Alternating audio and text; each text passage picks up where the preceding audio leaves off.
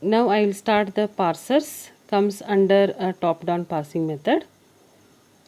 So as we discussed in the previous video, the top down parsing method, it will start the construction of the parse tree from root to the leaf node.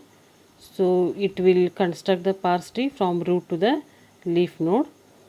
The main problem with the top down parsing is to determine the production to be applied for a given non-terminal in each step, because once the production is chosen, the rest of the parsing process is consist of matching the non-terminals, no, matching the terminal symbols of the production with the input string. So here we take one example, that is a context free grammar. So first we should recognize a terminal and non-terminals of a given grammar. So we know that the non-terminals are written by using the capital letters or small case letters with bold and italic form. So based on that, I can recognize in this grammar E, T, F are the grammar symbol, because those are written in a capital, those are written by using the capital letters. Whereas terminal symbols are written by using the small case letters. So in this case, ID is a terminal symbol here, or any punctuations are called as a terminal symbol. So it may be a comma, semicolon, double quotation. So those are also called as a terminal symbols, or operators and digits. So usually the terminal symbols are operators, digits, punctuations, or any small case letters in the grammar. So based on that, in this grammar I can recognize open bracket, close bracket, ID, into, plus are the terminal symbols, whereas E, T, F are the non-terminal symbols. So usually we study two parsers in a top-down parsing. One is a predictive parser, it is also called as a LL1 parser, and another one is a recursive descent parser. So before we study the predictive parser, we must find out two functions for a given grammar. So these two functions are very important. Based on these two functions, we are going to construct the predictive parsing table. This first and follow function, many steps are given. So we will apply these steps to find the first and follow for a given grammar. So I take one example and explain how to find the first and follow for a given grammar. So take the same example. So when you take the example, or when you take a grammar, first you check whether grammar has any ambiguity. The ambiguity that I had discussed in the previous video, it may be a left recursion or a left factoring. If the grammar has a left recursion or a left factoring, remove that first. Then we find the first and follow for a given grammar. So in this grammar, E productions and T productions are E and T grammar symbol are having the left recursion. So remove that left recursion and rewrite the grammar. So how to rewrite this? By using the left recursion formula, removal of the left recursion formula.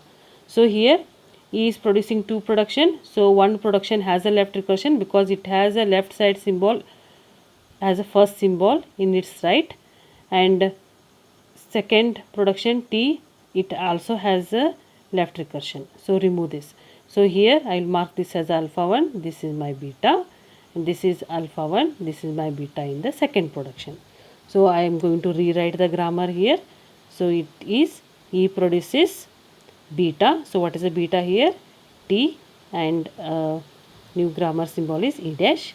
And what this E dash produce here?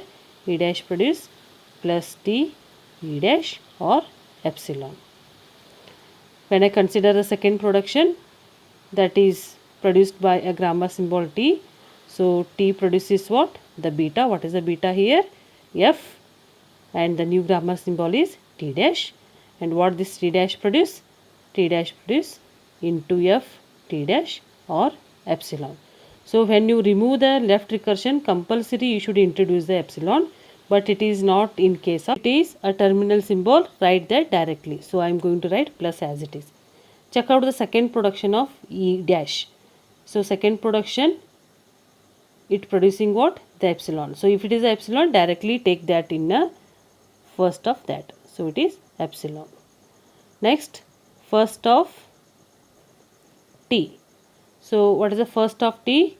First of T is F. F is a non-terminal. So check out the F ka production. So what F is producing? Producing 2 production. So what is the first symbol in that? It is bracket and ID. Next I should find what? First of T dash. So what is the first of T dash here? So T dash, what is the first symbol here? It is star, it is a terminal symbol, and another one is epsilon. So here I will write star and epsilon. Next check out the F ka production. So F is producing open bracket and ID. So what is the first of F here? It is open bracket and ID. So this is about a first function.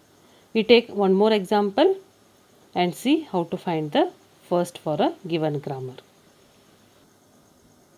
Take a second example where the grammar has a 2 production. First production is produced by S. S is the start symbol of the grammar. It is producing 2 production and L is producing 2 production. So check out the S ka production. It has any ambiguity? No, it doesn't have any ambiguity. Then check the L ka production. Yes, L production has a ambiguity. What is the type of ambiguity it has? It has a left recursion. So first the left recursion from the grammar. So S produces bracket L, I will keep as it is, and A, and L ka I will rewrite. So this is alpha, this is my beta. So what I should write here? S L dash. And what this L dash produce here? Comma S L dash and epsilon here. So I had rewritten the grammar now. What is the next step here? To find the first function. So first function for a grammar which is rewritten after removing the left recursion. So here if I want to find the first of S, so first I should find the first of S, then first of L, then first of L dash. So what is the first of S? S is producing 2 production. So what is the first symbol in the first production? That is a open bracket. So as I said, open bracket is a terminal symbol. So if it is producing first symbol has a terminal symbol, write directly in a first of particular grammar symbol. Check out the second production. A is a small case letter. So again it is a terminal symbol.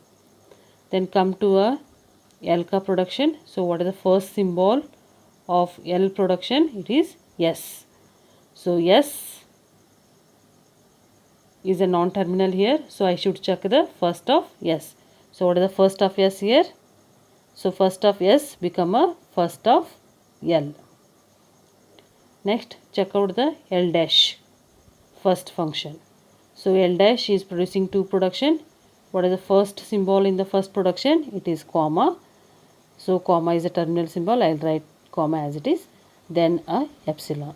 So this is a first function of a given grammar.